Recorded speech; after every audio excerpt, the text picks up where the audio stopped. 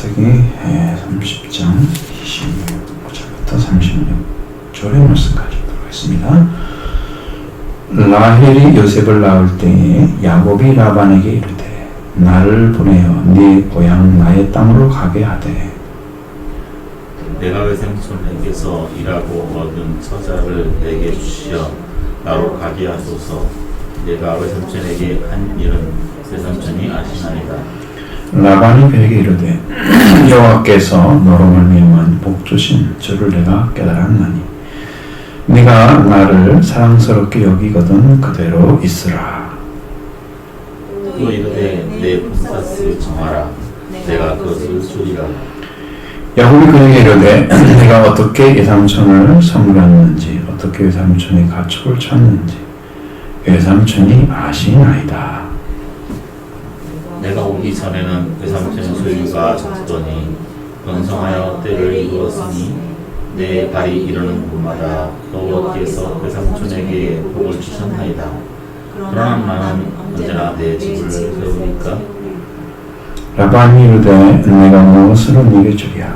야곱이 이르되 외삼촌께서 내게 아무것도 주지 아니하나도 나를 위하여 일을 행하시면 내가 다시 외삼촌의 양떼를 먹이고 지키리이다.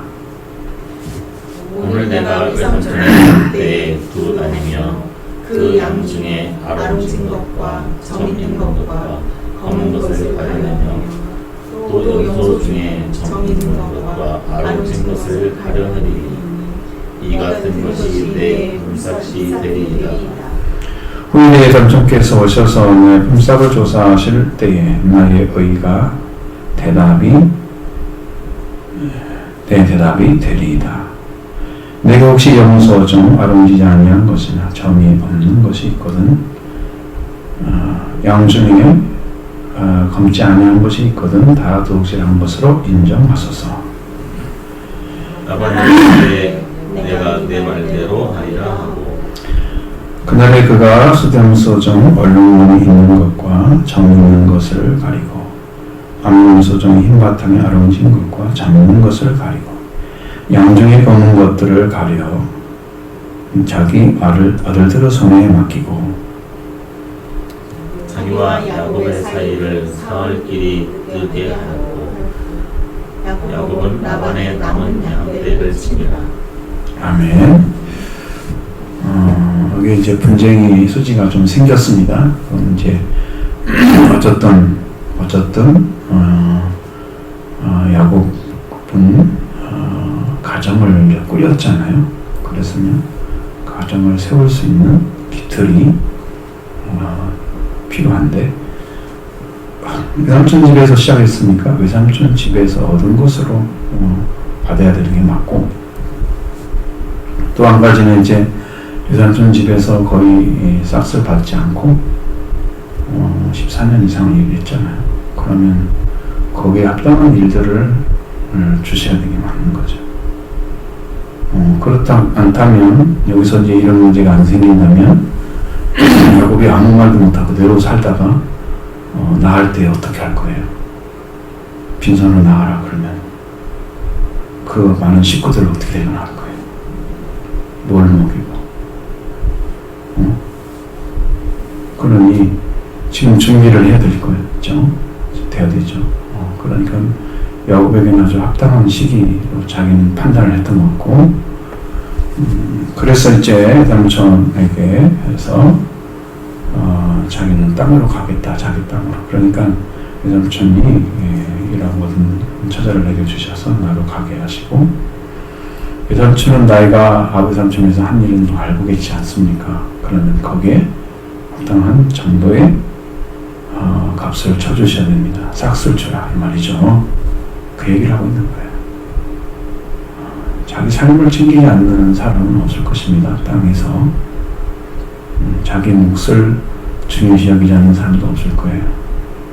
내가 한 일에 대한 대가를 받지 않고 일하고 싶은 사람은 한 사람도 없을 것이고, 왜 그게 이제 일반적인 사회의 모습이잖아요. 지금은 아주 작은 것도 반드시 이제 인건비를 지불하도록 되어 있잖아요.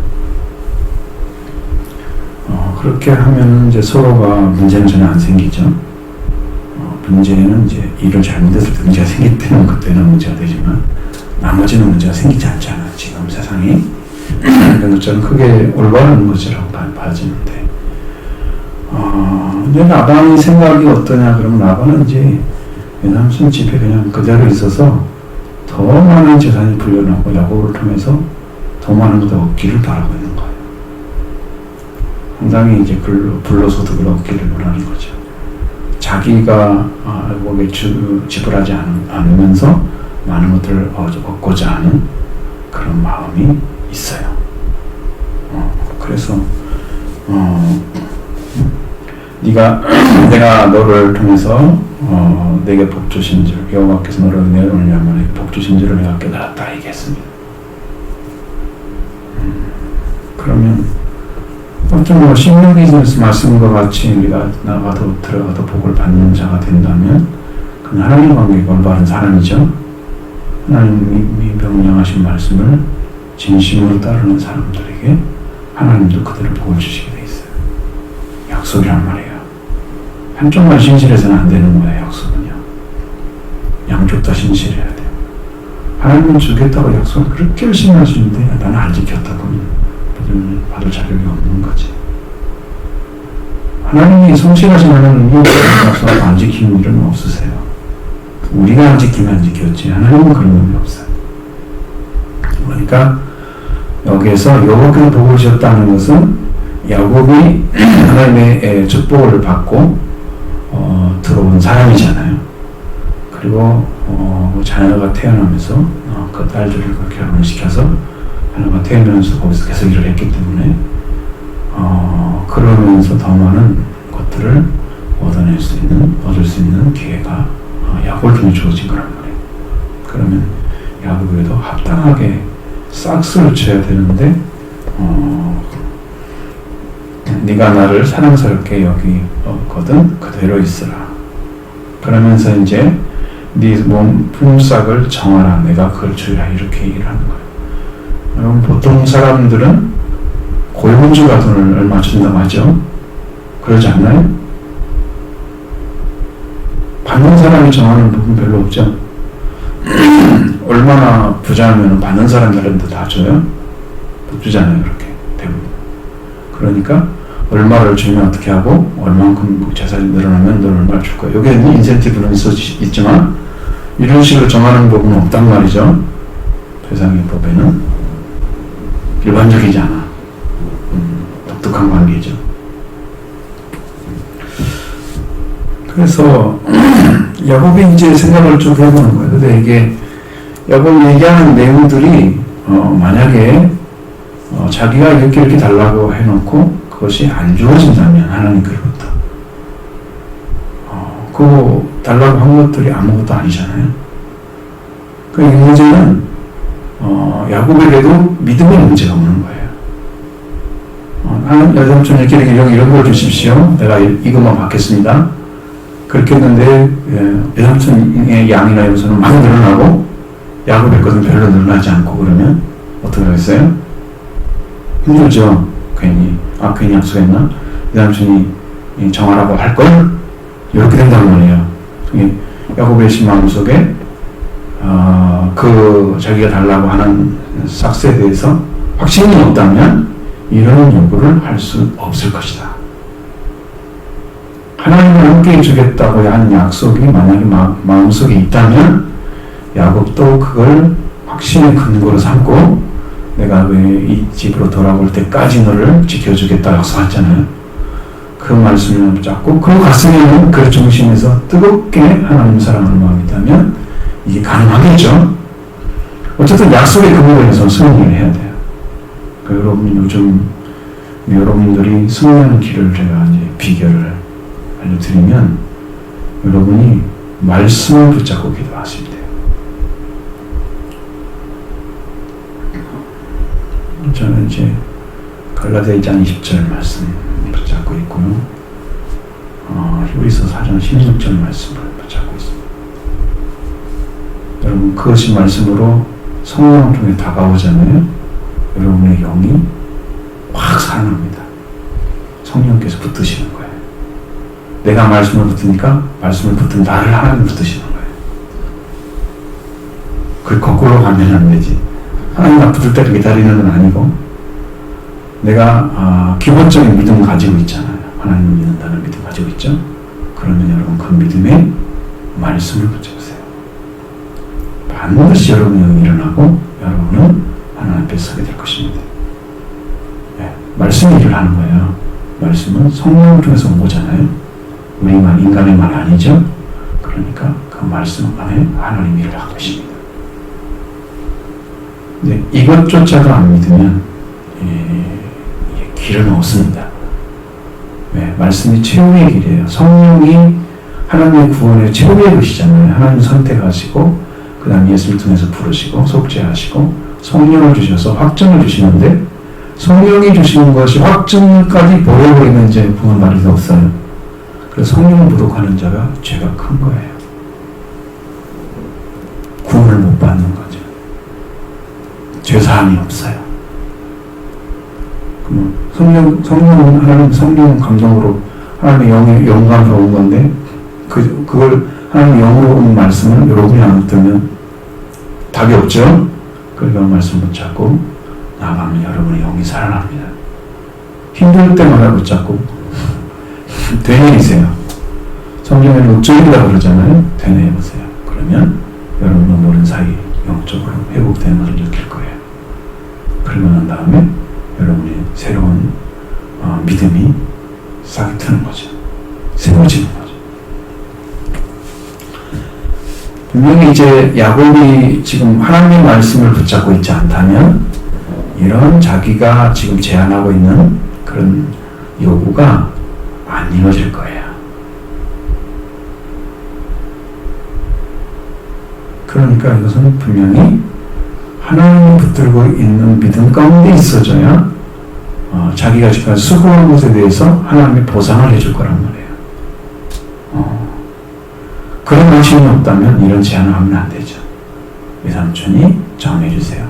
같이 의논해보게요. 이렇게 하면 되거든요. 가장 합리적이죠. 근데 이제 자기가 제안을 하는 거지. 그래서 보면은 내가 어떻게 삼을 섬겼는지 야삼촌이 다 알고 계신다. 어떻게 삼촌을 갖추고 쳤는지 삼촌이 알고 계시고 내가 오기 전에는 삼촌의 소유가 적었다. 물론 여러분 야곱이 있다고 해서 더 많이 생길 일이 있을지는 모르지만 세월이 흘러가면 가축들이 새끼를 낳고 그러면 점점 늘어나는 건 사실이잖아요. 누가 키워도. 그런데 이제 그것이 야곱의 수고에 의해서 밤낮 자지 않고 많은 잠을 못 자면서 수고에 의해서 이루어졌다면 야곱의 요구는 정당한 것이 됩니다. 야곱이 원하는 걸 주는 것이 정당하다 이 말이죠. 야곱의 요구가. 그러면 하나님이 거기에 알맞은 합당한 복을 내려주셔야 야곱의 이제 품삯이 받아지는 거죠. 여기 아주 중요한 포인트가 있는 거예요. 그러니까 이것이 중요한 거죠. 그래서 이렇게 해서 내가 오기 전에는 외삼촌 소유가 적당히 번성하여 때를 이루었는데 내 발이 이르는 곳마다 여호와께서 외삼촌에게 복을 주셨나이다. 여러분 복을 주시면 그 외삼촌이 복을 받은 만큼 야곱에 주고 싶지 않을까요? 내 조카니까 내가 공짜 다 받아도 되겠어 이런 생각 안 할 것 같은데 여러분 요셉을 보시면 아시잖아요. 요셉의 그릇은 가는 곳마다 여호와께서 함께 해서 형통하게 하셨더라. 보디발의 집도 잘 됐죠? 잘했죠? 잘못해서이 아니고 예를 시기에서 보디발의 아내에 의해서 시기를 받아서 감옥에 들어가잖아요. 그럼 감옥에 들어가서 못 됐는가? 잘 됐어요. 감옥의 수장들이 다 얘한테 일을 맡기는 거야. 야, 그러니까 가는 곳마다 이익이 되게 하고 도움이 되게 하는 사람인데 자기가 그걸 취하지 않으려고 한다면 그 사람이 큰 사람인 거죠. 큰 자리. 그럼 내가 이만큼 했는데 이만큼 해줬으니까 당신도 이만큼 줘야 될 거 아니에요? 라고 요청한다면 작은 그릇이죠. 아직 잘 모르는 거예요. 자기 자신. 거기에 대해서. 요렇게서 누워있었다면 그 지금 자녀를 낳는 기간 동안에는 그런 생각을 할 시간이 없었던 것 같고요. 뭐 그것도 12명에다가 딸 하나 가지니까 13을 낳았으니까 할 생각이 없었을 것 같고요. 나이가 아내가 넷이나 보니까 사이사이에 끼어있는 애들이 많을 거란 말이에요. 그러니까 정신이 없죠. 13년이라는 세월이 정신없이 갔을 거란 말이에요. 사이사이에 자녀가 태어나고 이래서. 근데 요셉이 이제 나왔을 때, 나의 요셉을 낳았을 때 라반에게 그런 요구를 하고, 라반이 이제 그런 제안에 자기 요구를 또 했는데, 자, 여호와께서 가시는 곳마다, 내 발이 모이는 곳마다 여호와께서는 점점에게 복을 주셨습니다. 그럼 나는 집을, 언제나 내 집을 세우겠어요. 이제 하소연하듯이 이제 묻고 있는 거죠. 그러니까 제가 처음에 말씀드린 것처럼 들어갔을 때는 고용주와 일꾼이 뭔가 서로 계약을 하고 들어가야 되는 거지. 요즘에는 조그만 회사도 다 계약하고 들어오죠.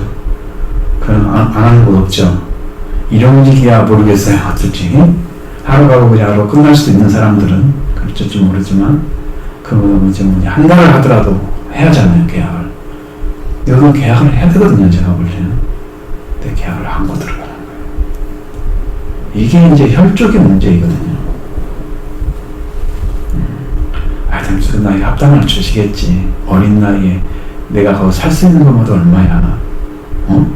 내가 안전하게 여기서 살 수 있는 것보다 얼마나 큰 일이야. 자기 위안이 있겠죠, 나름. 근데 이것은 아니었어요. 이런 제안이 잘못 이루어지지 않아서 이제서야 그런 제안을 하고 자기 집을 언제 세웠구나 이제는 그런 걱정이 되는 거예요. 자식이 있다 보니까 그렇게 하는 거죠. 라반이 이르되 내가 무엇을 네게 주랴? 야곱이 물었습니다. 무엇으로 네게 주랴? 이 당신께서 내게 아무것도 주지 않아도 나를 위하여 이 일을 행하면 내가 그 삼촌의 양떼를 먹이고 지키겠습니다. 이렇게 얘기를 하는 거죠. 외삼촌이 할 일이 아니고 내가 할 일입니다. 내가 원하는 대로 이 일을 하게 하시면 내가 외삼촌 집에 있겠습니다. 이렇게 얘기하는 거예요.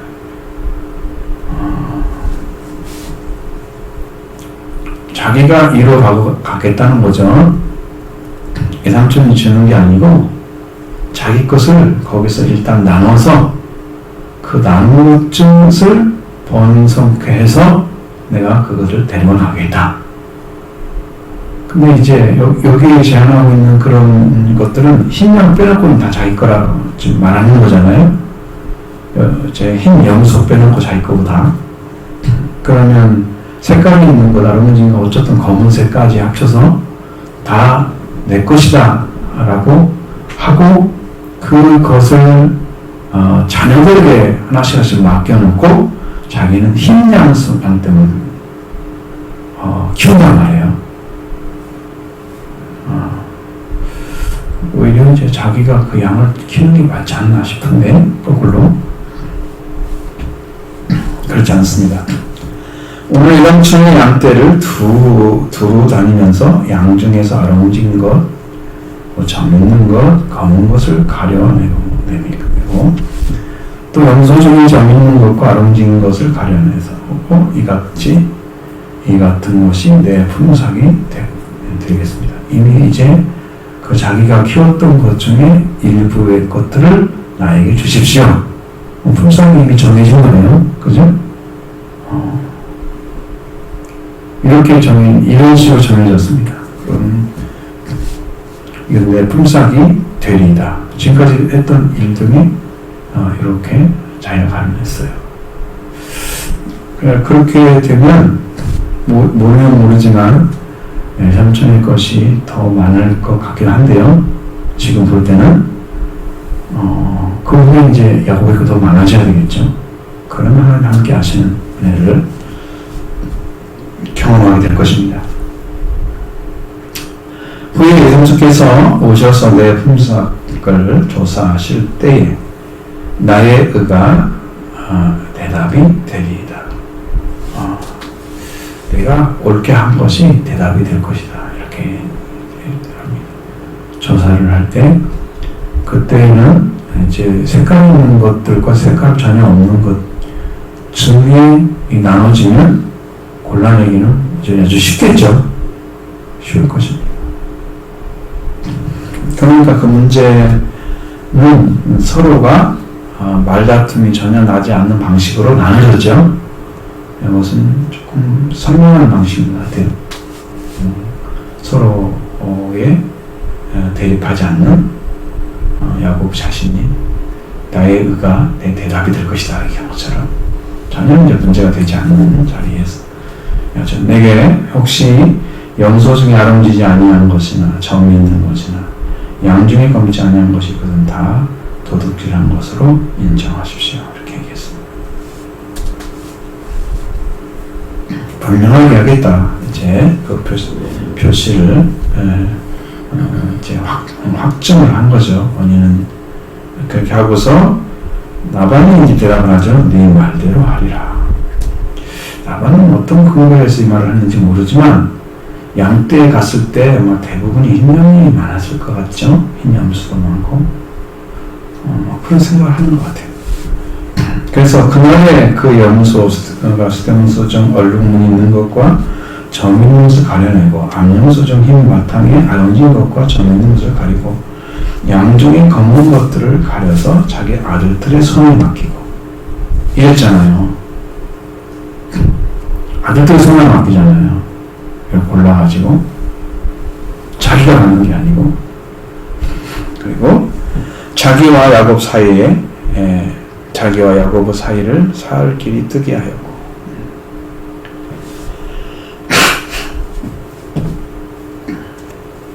사흘 길이 뜨게 했다는 것은 사흘 길을 걸어서 가야만이 갈 수 있도록 되는 거죠. 그럼 야곱이 치고 있는 것과 아들들이 치고 있는 그 사이가 사흘 길이라는 거죠.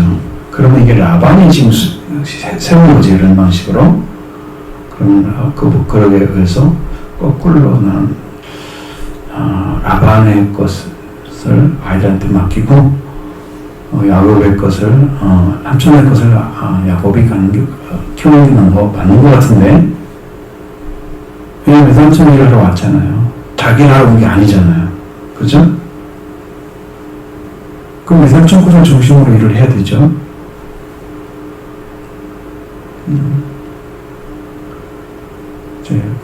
그럼 좀 그런 건데 어쨌든 야곱은 라반이 남은 양들을 이제 치고 있는데 이렇게 해서 잘 치워지면 서로에게 싸움이 되지 않고 올바른 관계를 유지하기에는 적합한 방식으로 지금 된 것 같습니다. 신앙은 다 그렇습니다. 여러분들의 신앙도 역시 하나님께 나갈 때 하나님께서 원하시는 것들을 잘 받을 수 있는 자리에 여러분이 쓰셔야 돼요. 여러분이 그 자리에 쓰셔야 되죠. 하나님 것을 받는 자리에. 그러니까 보통 이제 신앙은 이제 두 가지인데, 자기 중심적인 신앙을 가진 사람과 말씀 중심으로 돌아온 사람이 있어요. 그럼 여러분도 돌이켜볼 때 말씀으로 돌아간 사람이 들어간 사람은 자기를 구하지 않죠. 말씀 안에서 내가 믿어지고 힘든 걸 구한단 말이에요. 그러나 자기 중심적 신앙을 가지고 자기를 부인하지 않고 신앙생활을 하는 사람들은 계속해서 자기 것 중심으로 살아간단 말이에요. 이런다면 심각한 문제가 발생합니다. 신앙. 근데 좋은 것을 받으려고 했을 때 하나님이 예수님을 보내신 목적이 그 사람한테 이루어지는 거예요. 하나님 걸 요구하지 않고 자기 걸 원하는 것은 하나님께 예수님을 보내신 목적이 안 이루어져요. 그 사람에게. 그 사람 하나님께 회개하게 해서 속죄와 부활을 입히고 하나님 왕국에 들어가는 상속자로 삼아주시는 건데, 근데 그 일을 주시기 위해서 아들을 보낸 거거든요. 근데 예수를 믿은 것과 예수를 믿는 것과 자기 생활과 아무 관련이 없는 신앙생활을 한단 말이에요. 구원은 상관할 것도 없어요. 그 사람한테 구원이 안 이루어지죠. 하나님이 목적한 것이 안 이루어지면 그 신앙생활은 헛것이에요. 헛일이죠. 예수님이 이루신 복음을 받으려고 하는 사람이 진짜 구원을 얻는 거죠. 왜? 하나님이 보내셔서 한 거니까. 하나님은 그걸 주려고 하는 거잖아요, 이게. 왜 내가 원하는 걸 구해요? 하나님을 구원하려고 아들을 보내서 죽여서 부활시키고 성령까지 보내셨는데 왜 우리가 원하는 걸 자꾸 그걸 얻어내지 못하고 있는 거 말이죠. 내가 원하는 신앙생활이 하나님 말씀으로 살아가야 되기 때문에 그렇게 달려가야 되는 거죠. 우리 믿음이 이 자리에 어떻게 세워지냐에 따라 달라지는 거예요. 성령의 역사를 여러분이 올바르게 지혜 가운데 살기를 원해야죠. 그래야 하나님께서 원하시는 대로 살아갈 것입니다. 라반은 그렇게 이제 야곱의 것을 좀 하찮게 여긴 것 같고 자기 것을 중하게 여긴 거죠. 야곱이 준 것을 보면 그렇게 했을 때는 그 자신이 야곱이 이제 원하는 대로 주긴 했지만 야곱은 여전히 라반의 일을 하고 있어야 맞죠. 그게 이제 야곱이 여기 이 라반의 집에 있는 이유입니다. 왜냐하면 처음부터 그렇게 일을 했으니까요. 그죠?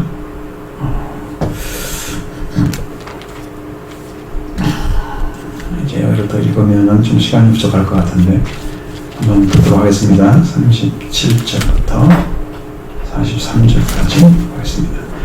야곱이 포도나무와 살구나무와 신풍나무 푸른 가지를 가져다가 그것들의 껍질을 벗겨 흰 무늬를 내고 그 껍질을 벗긴 가지를 양떼가 와서 먹는 객천의 물 위에 세워 양떼를 향하게 하매 그 떼가 물을 먹으러 올 때에 새끼를 베니 가지 앞에서 새끼를 베므로 얼룩한 정과 정이 있고 아름다운 것을 낳은지라.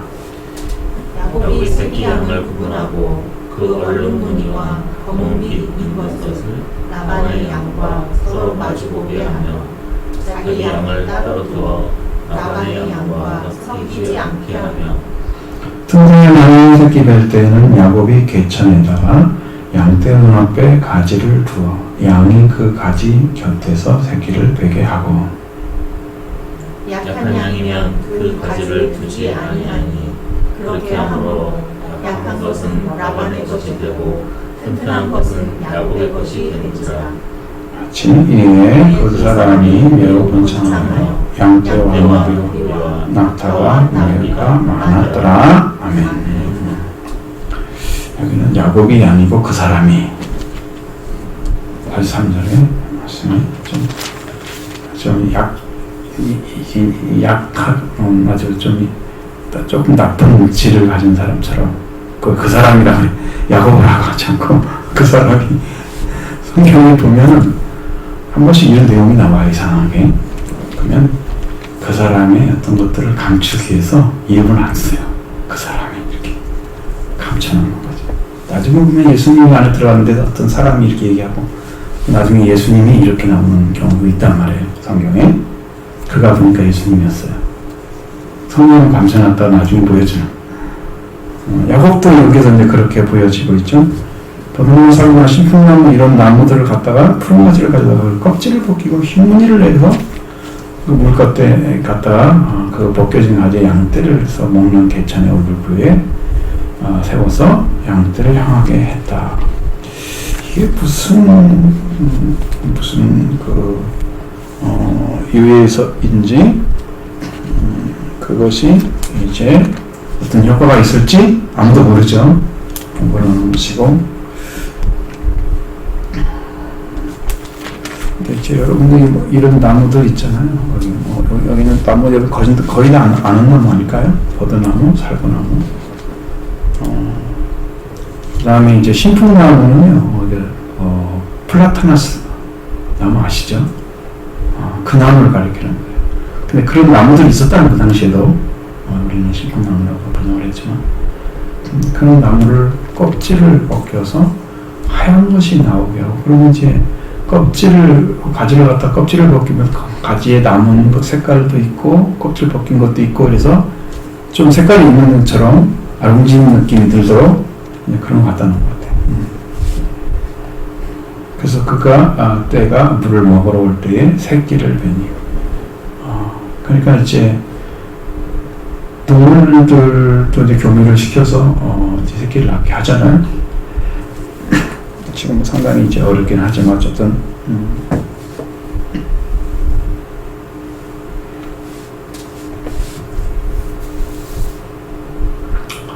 근데 이제 이것들이 그걸 보았기 때문에 그 새끼가 그렇게 색깔 있는 걸로 나오는 것처럼 생각하는데, 그것이 아니고 그 나무들의 향을 통해서 그게 바뀐다고 생각을 한 거예요.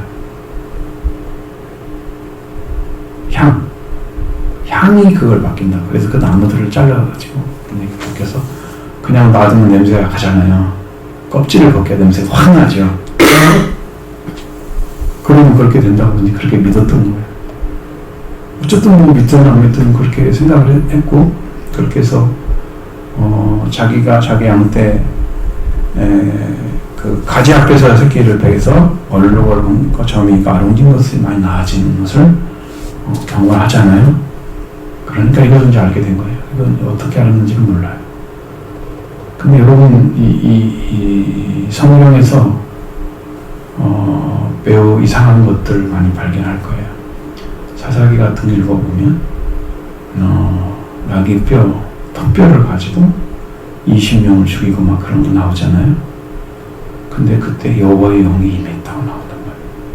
그리고 사람을 죽이는데 영이 임해서 막 치고 이러고.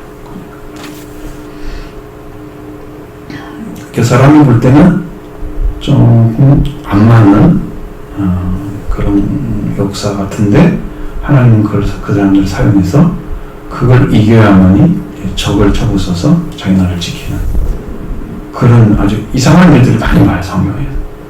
꿈을 가지고도 그렇게 하죠. 어머니, 아버지 따라드리고 그런 일 하죠. 눈이 밝아지고. 하여튼 여러 가지 일들이 이제 좀 잘 안 맞는 이야기처럼 보여지는 것들이 성경에 많이 나온단 말이에요. 여러분 또 이건 어떻게 설명할 거예요? 오병이어 기적은 어떻게 설명할 거예요? 그건 뭐 하나님께서 제자들을 통해서 나눠주라, 그러니까 계속 예수님 그렇게 제자들이 나눠졌죠. 제자들이 나눠준 대로 오직 사람들이 안전돼서 먹고 배불리 먹고 남았다. 왜 계속 나오겠어요?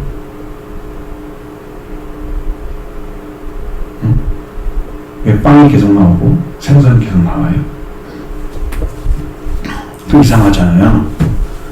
이해할 수 없는 거죠, 우리는. 그러니까 여러분 이런 것들도 어쨌든 이것이 이루어졌다면 저는 그대로 믿어요. 왜? 하나님이 말씀하신 말씀 앞에서 내가 그걸 인정하고 부정하는 데 무슨 의미가 있어요? 그렇죠? 하나님이 행하셨다고 하는 거, 또 야곱이 했는데 그 이루어졌다는 거, 그걸 그들이 믿는 게 이게 믿음이죠. 하나님 허락하신 것처럼, 예수님이 감사하게 드리고 그렇게 한 것처럼. 그런 생각을 하시면 여러분 이것들이 실제로 어떤 역할을 하는지는 우리가 이렇게 과학적으로 증명할 수 없지만 야곱은 그렇게 했는데 실제 그런 새끼가 나왔다. 그러니까 이건 모르겠어요, 여러분.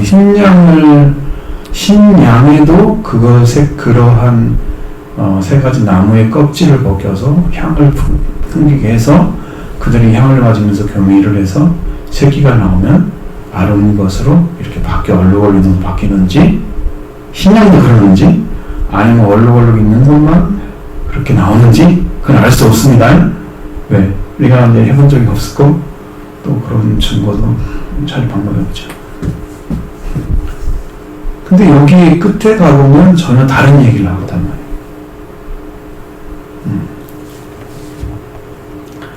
야곱이 이제 10절에 보면 새끼 양을 구분하고 그 얼룩무늬와 검 있는 것을 라반의 양과 서로 마주보게 하여 자기 영을 두어 라반의 양과 섞이지 않게 하고 하며 이렇게 구분을 했죠. 마주보게 하니까 서로 반대편이 있다는 얘기잖아요. 그러면 자기 양과 어차피 섞이지 않게 되어지는데 섞이지 않게 해서 뭘 하려고요? 거기서 새끼를 베게 하는 일들을 어떻게 할 것인가에 대해서 자기가 구분하는 거죠, 이제. 그러면 달라지겠죠? 달라질 것입니다.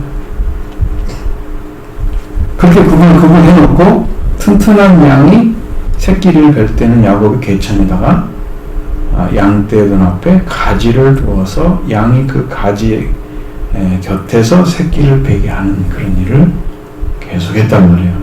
튼튼한 양. 사람도 튼튼한 사람 있고 좀 약한 사람 있죠. 태어서 나올 때 아이가 자랄 때 태에서 자란 만큼 튼튼해지고 태에서 약하게 태어나면 또 커서도 약하더라고요. 그러니까 부모에게 유전적인 부분이 있어요. 분명히 달라요. 근데 튼튼한 양이 딱 새끼를 볼 때는 그렇게 눈앞에 가지를 두어서 양이 가지 곁에서 새끼를 베게 한 다음에 그렇게 해서 새끼를 태어나게 하는데 이제 연약한 양이 왔다. 약한 양이 오면은 가지를 두지 않았어. 그렇게 해서 약한 것은 라반의 것이 되게 만들고 튼튼한 것은 야곱 것이 되게 만들고.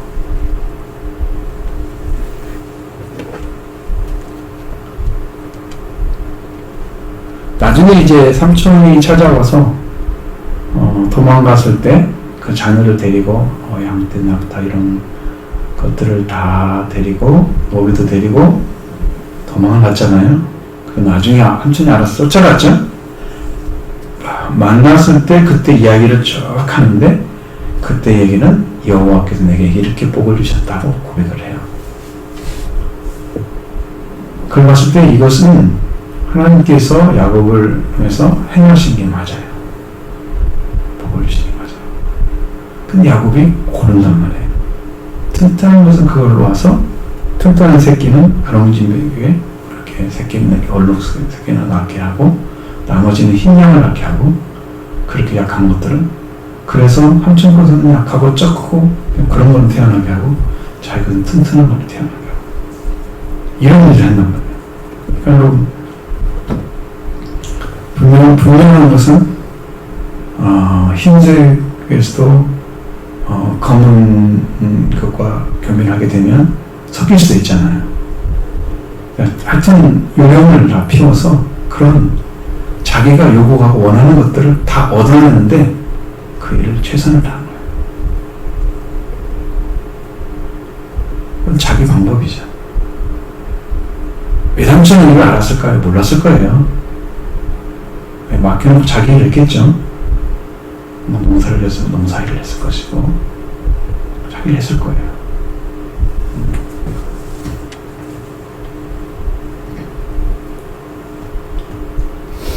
그러니까 야곱의 것이 이제 튼튼한 것이 되고 라반의 약한 것이 이제 라반의 것이 되고 이렇게 해서 이에 그 사람이 매우 번창하여 양떼와 노비와 나귀가 많았더라. 여러분 이거 비교를 쭉 해보면요 어떤 차이가 나냐면 이 사람은 하나님께서 그의 100배를 추수를 하게 하시죠. 한 해에 다른 때에 비해서 어마어마하게 풍년을 주시고 그걸 통해서 이제 번성하게 하시잖아요. 마침내 거구가 돼요. 하나님 주신 것으로 가잖아요. 야곱은 자기가 그걸 만들어갑니다. 자기가 수고해서 자기 방식대로. 근데 하나님이 거기에 함께 해주셔서 복을 주시는 거예요. 그러니까 여러분의 삶은 어떤 방식입니까? 야곱 방식입니까? 이삭의 방식입니까?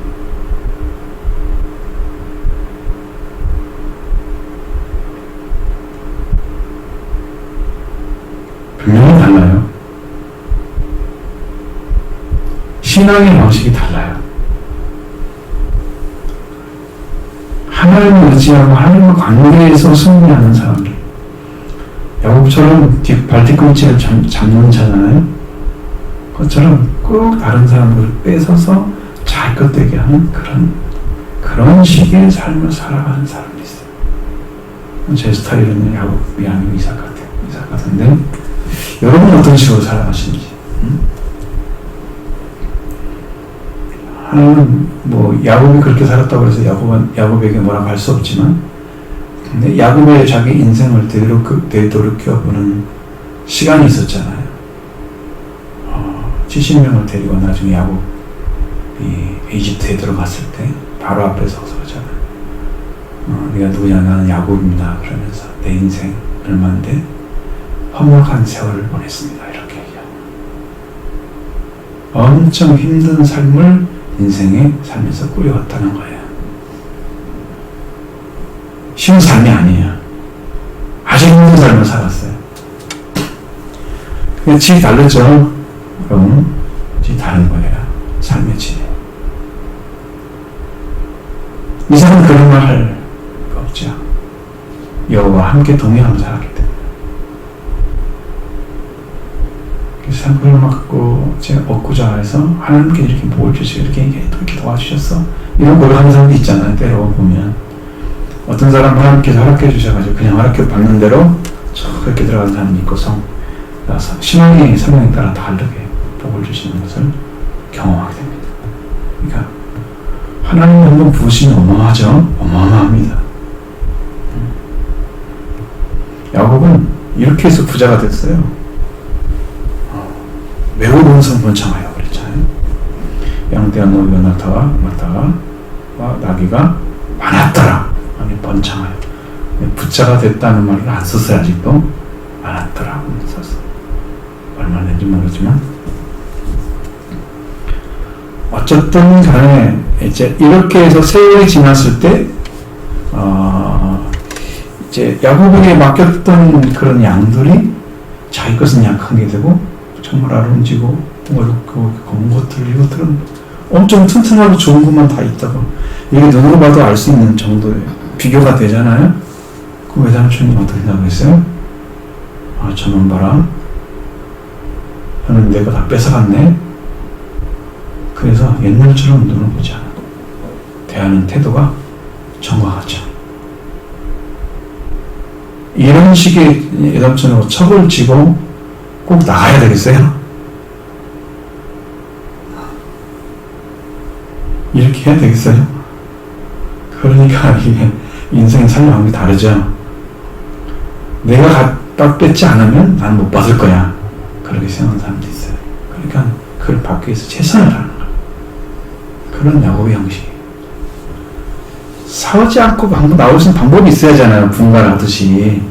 그 집에 딸들과 결혼했는데 나올 때 장인어른한테 막 싸우고 하고 이런 문제 생각 안 되잖아요. 이런 거지. 야곱의 모습은 그런 모습을 가지고 있다. 여러분의 신앙은 어떤지 보세요. 정말 편안한 상태로 관계를 잘 만들고 올바르게 이렇게 가시는지, 아니면 저 사람 것 내 것 만들게 하겠어요. 그리고 내 걸 만들어서 만족하고 그걸로 배불리하고 이렇게 살아가는지 삶을 보시면 자신이 보일 것입니다. 주님이 뭘 원하시는 거는지 자기 신앙 안에서 이미 결정되어 사는 삶을 살고 있잖아요. 야곱도 자기 방식이죠. 그렇기 때문에 야곱에게 어떻게 말할 수는 없지만 우리의 삶을 이제 보는 겁니다. 우리 삶을 하나님 안에서 아름답게 믿음으로 세워서 관계가 깨어지지 않는 신앙으로 나가야 되죠. 근데 관계가 손상이 되고 거기에 네가 모르냐 내가 모르냐 또 싸우고, 그것도 왜 하필이면 또 도망을 쳐? 외삼촌이 얼굴빛이 바뀌었어. 이런 다음에 도망을 치는 그 모습을 31장에서 나온단 말이에요. 참 신기한 일이죠.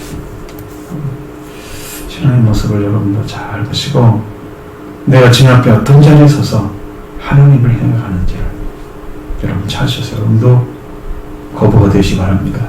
하나님의 은혜로 마침내 거부가 되어 이삭과 같은 복을 받고 하나님 은혜 가운데 풍성한 은혜가 있기를 원합니다.